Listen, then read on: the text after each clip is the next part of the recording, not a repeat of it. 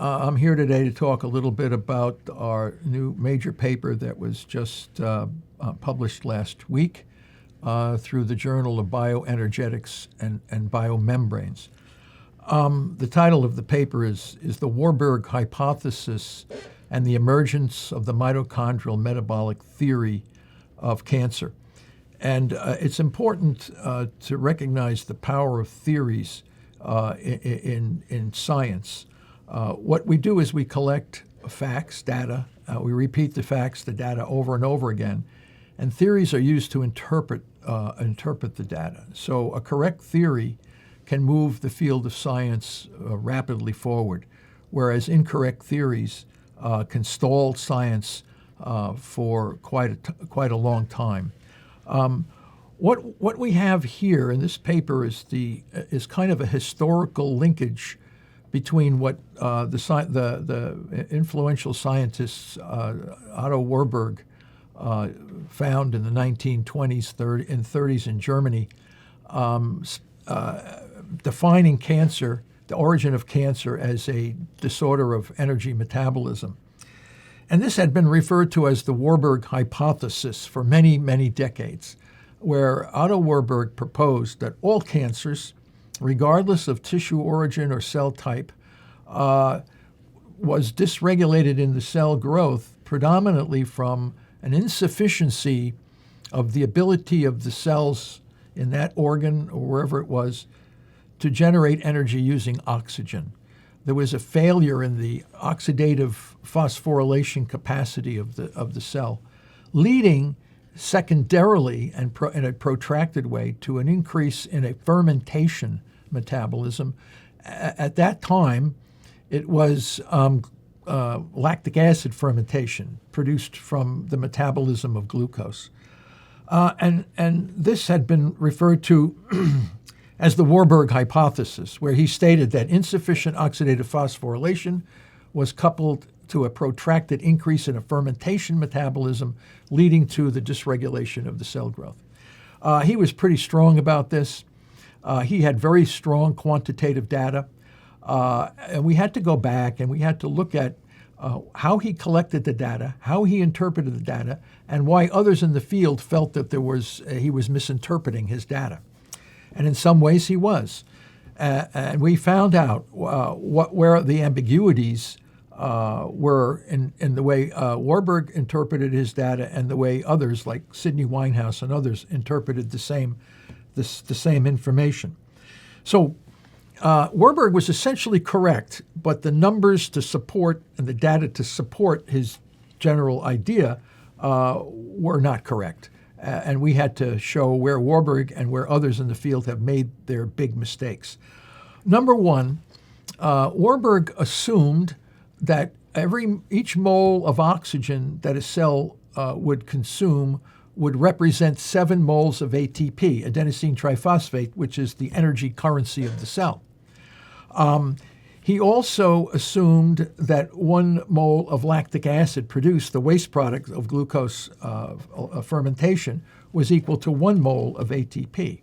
So he was calculating the amount of energy coming from tumor cells versus normal cells using these quantitative readouts. And of course, in his German training, being a highly precise biochemist, it was important to quantitate the products of these reactions to solidify what he felt was the origin of cancer. Why would a cell switch from oxidative phosphorylation to a much less efficient form of energy called substrate-level phosphorylation? The two forms of energy are oxidative phosphorylation, where oxygen consumption pulls electrons and you have a very efficient energy system within the mitochondria itself, versus substrate-level phosphorylation, which at that time was known to be in the cytoplasm of the cell, a cytosolic localization. So in his time, in fact, most people today, and I'll tell you why this is incorrect, they think there's only 2 forms of energy in a cell. One is the cytosolic ATP production through the pyruvate kinase step in the Embden-Meyerhoff-Parnes pathway, and the other is, of course, oxidative phosphorylation in the mitochondria. So what my student Derek Lee and others did, we carefully quantified oxygen consumption. Is oxygen consumption in a cancer cell equivalent to oxygen consumption in a normal cell? I'm going into the details here because it's absolutely essential to know where this mistake was made. Because what happened is the entire cancer field was transferred to off track into a different direction because of these inconsistencies and this misunderstandings of what happened. So Warburg, Hans Krebs of the Krebs cycle worked with Warburg as a student in Germany. And Warburg had a lot of confidence in what Hans Krebs did. Krebs, a Nobel Prize winner like Warburg himself. And Krebs was studying oxygen consumption in normal rat liver preparations. And he also showed that 1 mole of oxygen consumed was equal to 7 moles in normal tissue. Otto Warburg also found some cancers that had oxygen consumption equivalent to that of a normal tissue. He didn't hide that. He said, but he felt that the oxygen consumption and ATP production through oxphos was incapable of suppressing a very high production of lactic acid, the fermentation part of the problem. Sidney Winehouse, at that time director of the National Cancer Institute, seriously questioned Warburg and said, well, we have some cancer cells that consume oxygen at the same rate as normal cells. How could Warburg possibly say that the efficiency of oxidative phosphorylation was reduced in these cells? Therefore, Warburg's hypothesis is likely to be incorrect, and we should really focus, according to Winehouse, and now even today, we should really be focusing on why cancer cells continue to ferment at such a high rate, even though they consume oxygen at a normal rate. The work of Derek Lee in our lab and others, we used a novel experimental design to show that oxygen consumption was disconnected from ATP production in the cancer cell. So when we blocked oxygen consumption using cyanide and other poisons, we found oxygen consumption going down, but ATP was not going down. So this told us that there was a second new source of ATP being produced in these cancer cells.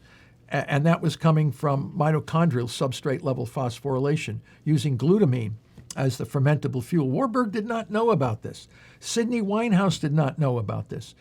Both Warburg and Winehouse thought there was only 2 ways of ATP coming out of cells. One was through the ancient pathway of fermentation in the cytoplasm, and the other was through sophisticated oxidative phosphorylation in the mitochondria. Neither of these scientists were aware of another form of energy, a fermentation energy coming out of the mitochondria itself.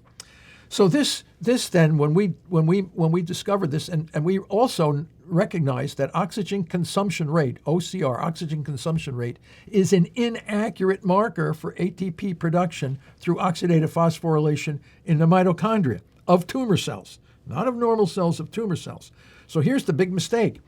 Warburg and others, and even today, assume that oxygen consumption is an accurate surrogate for ATP production. It is an accurate surrogate for ATP production in normal cells, but not in tumor cells. So the question is, well, if these tumor cells are sucking up oxygen at the same rate as normal cells, what are they using the oxygen for?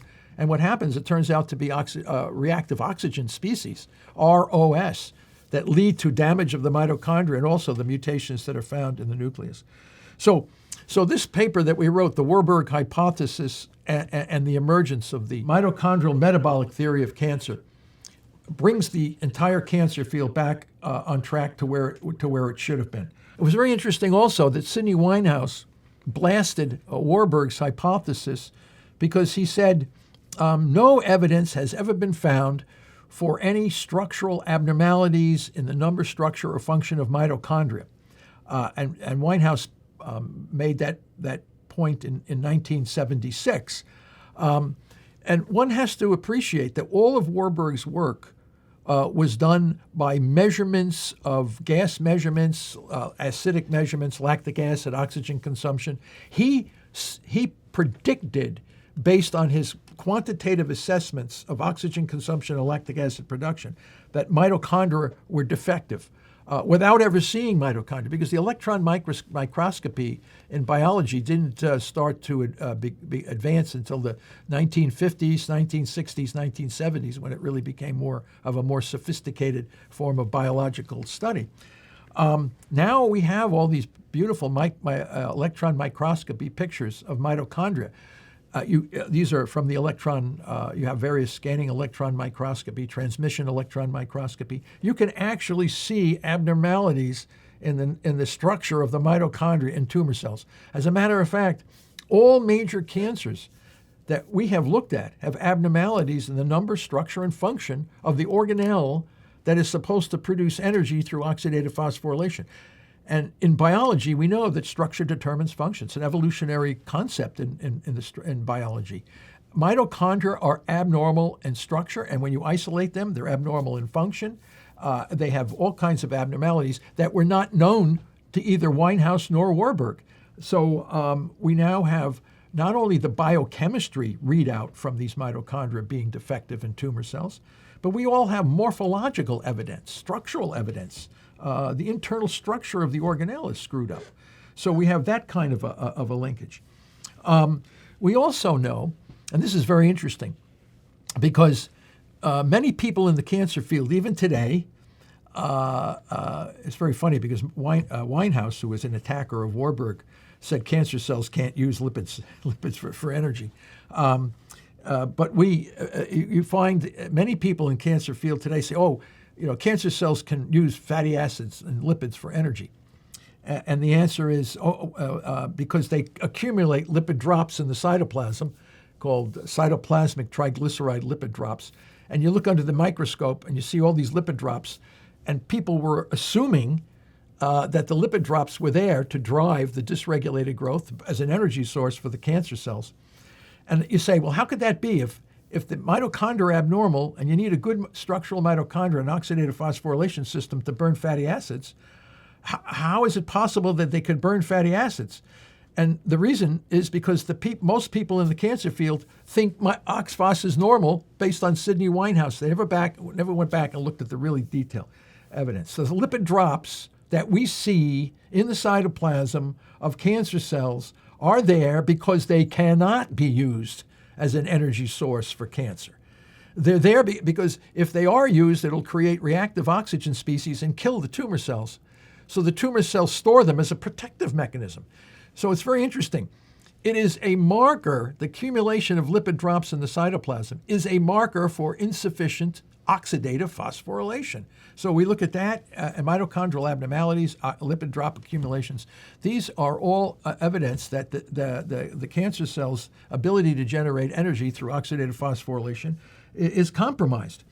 So when we go back and then reevaluate the biochemistry of cancer using Warburg's initial observations, clearing up some of the misunderstandings and misreadings of the facts, and collecting new facts to support what we now see, we can then bring this cancer field back on track. We can show figure 3 to the viewers, and maybe you could explain, because I see the lipid droplets here in the mitochondria, maybe you could explain just what we see in this image and why it's significant with respect to this experiment. Yeah, okay, so the lipid drops that I've just spoken about are shown in figure 3 of the paper. Beautiful electron microscopy images. So what are we seeing here? So what you're seeing here on the left, the M is the mitochondria, and you can see that there is kind of those lines. They should be nice and sharp, and they're kind of disheveled. And the big LD is a lipid drop. Okay, this isn't a glioblastoma. Glioblastoma has abnormal mitochondria, and they're heavily fermenting using glucose and glutamine.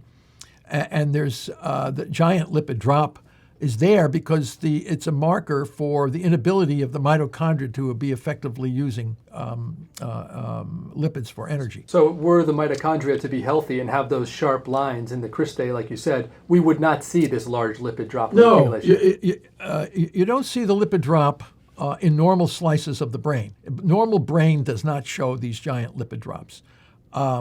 Only you could see them in the normal brain only under hypoxic conditions. In fact, a lot of cells in different organs will immediately start producing lipid drops under hypoxia, which means that hypoxia blocks oxidative phosphorylation and lipid drops accumulate in the cytoplasm. In cancer, you're seeing lipid drops accumulating despite the fact that there's oxygen present. So that's a clear marker that the mitochondria are defective. If I were to hold my breath for 60 seconds, would I start to form lipid droplets? No, probably not that. You'd have to hold it for longer, almost to a near-death experience, But eventually, we've seen it. There's a lot of experiments showing that if you damage oxidative phosphorylation in the mitochondria, you get lipid drops. If you put under hypoxia, you get lipid drops. When oxygen comes back, lipid drops go away because the mitochondria are working again. Because, correct me if I'm wrong, these lipids, were the mitochondria healthy, the lipid drop substance would be being processed by the mitochondria. Yes. But the mitochondria no longer has the ability to process. Yeah. So it's a dam. You're not allowing the lipids to be utilized in any particular way, and they accumulate as an effect of the insufficient oxidative phosphorylation. And we've seen this in all major cancers. All major cancers have these lipid drops. And if you look through the different A, B, C, all of these are different cancers. Okay, some of them are liver cancers, some of the colorectal cancers, blood cancers. It doesn't make any difference. The presence of these lipid droplets are indications, are a marker for insufficient oxidative phosphorylation. Even in the presence of oxygen, the cancer cells are collecting these lipid drops. That's telling us clearly that the OXPHOS is ineffective. And this is what Warburg was saying. He said the cancer throws out lactic acid even in the presence of oxygen. That should not be done. I want to go back to clarify something you said earlier about Warburg. So Warburg proved that cancer cells ferment glucose, right? Now later down the line, as science evolved into the 40s, 50s, 60s, it was deemed incorrect. His hypothesis was deemed incorrect because we saw that the cancer cells were taking in oxygen at a rate sometimes similar to that of a normal cell. So the field said, oh, this guy Warburg, who noticed that the cancer cells are fermenting glucose, he was in fact wrong because the cancer cells are taking in oxygen at a rate similar to that of a normal cell. Right. And you're saying, well, yes, they are taking the oxygen in, but it's not being used for ATP synthesis. It's being used for the production of reactive oxygen species. Why has no one else been able to see this? Because we were the first ones to show that we measured oxygen consumption simultaneously with ATP production in a novel design, experimental design. No one's ever done that before. So they look at oxygen consumption and they look at other markers in a different way. We showed we were measuring ATP under an experimental condition where glutamine was the only metabolic fuel. And we were seeing ATP being produced in the presence of inhibited OXPHOS. And we were seeing oxygen consumption go down, but no change in ATP. So they're still making energy, even though oxygen is going down, separating. In a normal cell, if I block oxidative phosphorylation, I see oxygen consumption go down along with ATP. They should be together, because if the energy from the cell is from oxidative phosphorylation, if I block that, ATP goes down quick. This is why you die when you take cyanide. You block oxygen consumption, the whole body goes into, you die. Cancer cells don't die in cyanide. They're still making ATP. Where is this ATP coming from? And if you take away glucose, okay, that takes away some. But even in the absence of glucose, in the presence of respiratory inhibitors, they're still making ATP. So this was what made Warburg's work incomplete. Incomplete, it's absolutely right. He did not know about this. Neither did Winehouse. Neither do the majority of people in the cancer field today. They're still saying Warburg was wrong, and that's why they continue to study the gene expression profiles. So when I'm going to go back, I'm going to talk about that. Right. Because the problem is, if Warburg was correct, and we have the evidence now to say basically his concept was correct, his readouts were not correct because of the lack of information that was not available to him at that time. So now we bring the cancer field. This is why it's a paradigm change. We're bringing the whole field back to where it should have been 100 years ago. Now, of course, we've been able to see bad mitochondria in the electron microscope. We're able to account for why we have lipid drops, which is a consequence of insufficient oxidative phosphorylation. We're now starting to make sense of the majority of biochemistry and changes that we see in the cancer tissues, in the tissues from people. We're seeing these same biochemical phenotypes. And now we can account for them. Before we were saying, oh, this is due to a gene mutation. Oh, this is due to a gene mutation. The nuclear mitochondrial transfer experiments eliminate those arguments. It's not due to gene mutations. It's due to inefficient oxidative phosphorylation coupled to a substrate level phosphorylation. So you did questionable assumption number 1. Oxygen consumption is an accurate marker for ATP. Is not an accurate marker. Well, it's questioned that it is. Yeah. You know, you're questioning this assumption. Yeah. That's question number 1. That's question number 1. Question number 2 you also touched on, which is lactic acid is an accurate marker for ATP production through glycolysis. And you're questioning that. That's inaccurate as well. And that's because we have two different forms of enzymes that can produce lactic acid. One does with ATP, pyruvate kinase M1, and one does not, pyruvate kinase M2. It produces lactic acid without a corresponding production of ATP. So that was, there's a big science behind that. People know about that. So you can't use lactic acid as an accurate marker for estimating ATP production in the cytoplasm. You see lactic acid, of course, but you can't, like Warburg absolutely was convinced 1 mole of lactate, 1 mole of ATP. Not correct. And where is this extra ATP coming from? If it's not coming from oxidative phosphorylation and it's not coming from the cytosol, it's coming from fermentation within the mitochondria. Right. That's the new thing. That's the big new thing. Mitochondrial substrate level phosphorylation. Yes, inside the mitochondria. Now, this is the other thing that confuses the field because they say, oh, the cancer cell is taking in oxygen and blowing out ATP from the mitochondria. Therefore, OXPHOS must be normal. They forget that this is mitochondrial substrate level phosphorylation, another form of fermentation energy. So it's a substrate level phosphorylation rather than an oxidative phosphorylation. Now we're on to questionable assumption number 3. So again, this statement is being questioned. OXPHOS and lactic acid fermentation are the only sources of ATP production in cancer cells. That's incorrect because, and that was what Warburg and Winehouse and almost everybody in the field think, that there's only 2 sources for ATP production, one in the cytoplasm and one in the mitochondria through oxidative phosphorylation. The cytoplasm is called substrate level phosphorylation. This is a different kind of production of ATP. A phosphate group is transferred from an organic molecule onto ADP to produce ATP.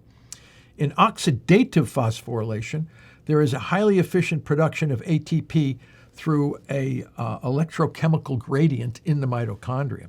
So it's a very different mechanism, highly efficient mechanism. It's called a chemoosmotic mechanism by the work originally of Peter Mitchell.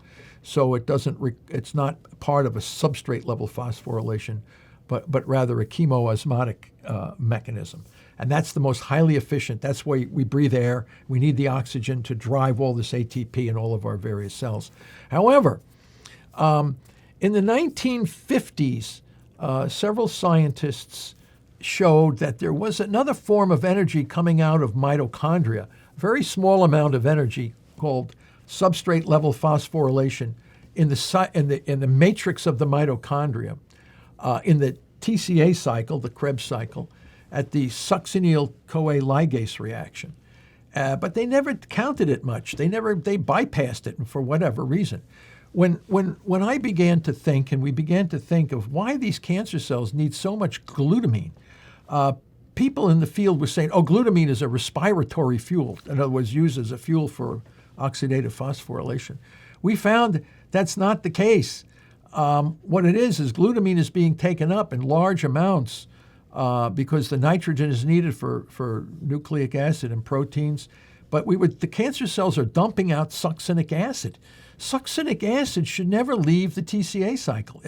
It's a waste product. Just like lactic acid is a waste product of glucose fermentation, succinic acid is a waste product of glutamine fermentation. So our emphasis, we're not the first ones to show this. we're the first ones to show that this is a major source of energy for cancer cells. Because we see succinic acid accumulation all the time in these cancer cells, even in the presence of oxygen. And now we know that this is from glutamine fermentation, not glutamine respiration. This is the big thing. So we now know what's driving the beast. The beast, being cancer, dysregulated growth, is being driven by two fermentable fuels, the glutamine through mitochondrial substrate level phosphorylation and glucose through cytosolic substrate level phosphorylation. And yes, there is some energy coming out of the mitochondria in these tumor cells, but it's neither necessary nor sufficient to drive the dysregulated growth. What is necessary and sufficient are the availability of fermentable fuels, and those fuels are glucose and glutamine, and we have interrogated these cells and we can't find any other fuel that can replace glucose and glutamine. So that pretty much tells us what's going on here. If we look at figure 1 in the paper, we know that everybody, myself included, is going to look at this figure and be overwhelmed by the quantity of information. Not you, not the scientists in the field, but if you could explain to us, what's the main takeaway here from figure 1 that we should... Well, figure 1 shows on the top the glucose being metabolized to pyruvate. And then normally pyruvate would come into the mitochondria and be fully oxidized, acetyl-CoA going through the Krebs cycle, generating energy. On the bottom there, you can see that's the electron transport chain. So we should be getting a lot of energy out of this. But you see that pyruvate with the arrow going to the right, forming lactate, which is then dumped outside the cell into the extracellular space, contributing to acidification of the microenvironment, which we all know in cancer we get acidification of the microenvironment. The PPP is the pentose phosphate pathway, which uses glucose carbons for nucleotide synthesis, which is DNA and RNA. So we know we need glucose carbons predominantly for those products. We also have branch points off the glucose for carbon metabolism and a variety of other things for metabolite synthesis. The glutamine on the right, now the KMT, that comes in later. That's ketogenic metabolic therapy, which is, once you understand that cancer is a mitochondrial metabolic disease, the ability to kill it now becomes so much easier, so much less complicated, and so much less toxic. Because the way to manage cancer is you got to take away the two fuels driving the dysregulated growth. So you see on the right, the KMT blocks glutamine. Okay, and we use specific glutamine targeting drugs to do that. So glutamine would come into the cell, it's metabolized to glutamate, which is another amino acid, and then the glutamate goes into the TCA cycle, and you can see alpha-ketoglutarate there, and there's darker arrows to succinyl-CoA, and then you see ATP there, and then you see a succinate comes out of the cycle and it goes into the extracellular space for, again, acidification. These are waste products, the exhaust system. These are fermentation exhausts. When you have clean energy, you don't blow out succinic acid or lactic acid. You don't blow these out. So what we're seeing here is the explanation for this. It's very important on this diagram 1 to notice what we have done that no one else has done. We have put question marks where ATP at the top there, that's the cytosolic substrate level phosphorylation. Then you see on the bottom of the TCA cycle, that's mitochondrial substrate level phosphorylation. And then you have oxidative phosphorylation on the bottom. And there you see the ATP coming there. We put question marks there because we're not making the same mistake that Winehouse and Warburg are making, trying to quantify exactly how much ATP is coming out of each of those three areas. So we're identifying that it's not possible with our technology today to accurately predict the amount of ATP coming out of any of those three places. All we know is that the substrate level phosphorylation in the TCA cycle and in the cytoplasm is necessary and sufficient. And the ATP coming out of the mitochondria, out of the oxidative phosphorylation, is neither necessary or sufficient. That's because we cannot find any tumor that can grow in a dysregulated way without the fermentation fuels of glucose and glutamine. Ketones and fatty acids and other amino acids cannot replace glucose and glutamine. So this is pretty much the take-home message for figure 1. I'll talk a little bit more about ketogenic metabolic therapy because obviously that's the way we will strategize to eventually manage cancer. Once you understand that this is a mitochondrial metabolic disease, can't grow without fermentation fuels, which is needed to make ATP. Without ATP, nothing can grow. This was Warburg's central thing. Forget about the genes. Forget about the signaling cascades. Forget about all that stuff, because without energy, none of that stuff works. So the strategy to manage cancer is go for the throat of the beast and take away the energy from this and transition the whole body off to an alternative fuel like ketones, because if you have a functional mitochondria, most of the cells in our body can transition from glucose and glutamate to ketone bodies. Tumor cells can't do that. So this tells them the trap, that checkmate. So this is how we're going to manage the disease. But how would we know that unless we broke apart the biochemistry and saw that was Warburg right? Yes, he was right, but he didn't have all the information. Winehouse was right to some extent, but he didn't have the information. Now we have the information. There's no excuse now to exploit this.